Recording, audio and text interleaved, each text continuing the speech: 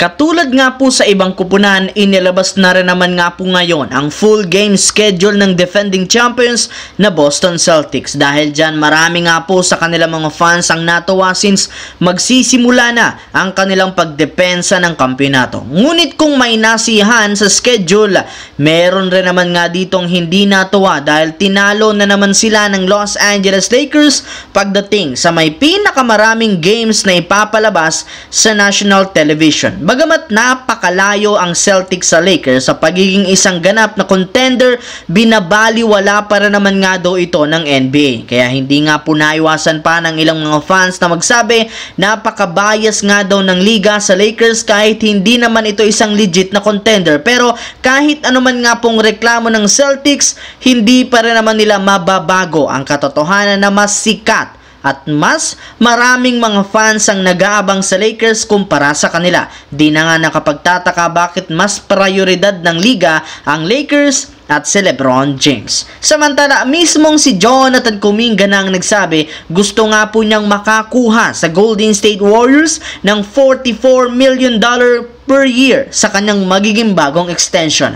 Napatunayan na rin naman nga daw nito na may kakayahan siyang magtala ng malaking numero sa pag-average niya ng 16 points per game. Ngunit aminado nga po ang isang analyst sa kanyang ginagawa pa lang nga pong mga numero ngayon na hindi niya deserve ang ganong kalaking kontrata. Isa pa, ang ginagawa nga po nitong impact pang role player lamang at hindi pang superstar. Kaya pressure nga po ngayon sa kanilang kasalukuyang front office kung bibigyan nila ito ng kontrata o iti-trade na. Nilinaw na rin naman ng Warriors na gusto nga po nilang maging competitive sa mga susunod upang mapanatili nila sa Curry. Ngunit hindi rin naman nila magagawa kung hindi sila gagamit ng mga malalaro bilang trade asset. Sa ngayon, si Kuminga na lamang nag-iisang player na willing i-trade ng Warriors dahil sa napakalaking value nito.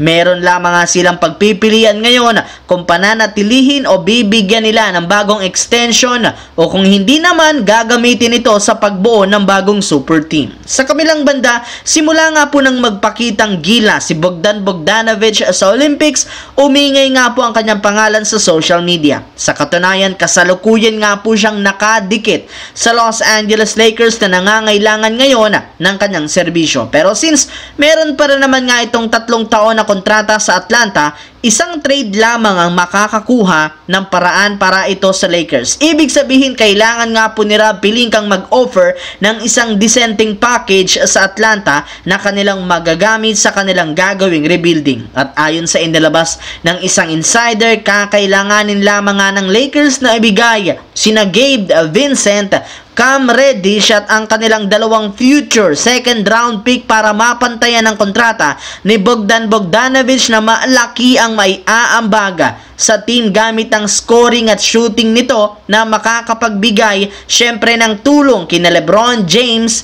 at Anthony Davis. So yun lamang mga idol ang ating bagong video na ating pinag-usapan ngayon dito sa aking YouTube channel. Once again, this is your J-Zone TV. Huwag kalimutang mag-like, mag-subscribe, pindutin ang notification bell sa aking channel para lagi kayo maging updated sa mga nangyayari sa NBA. I-follow nyo na at i-like ang ating Facebook page, J-Zone TV.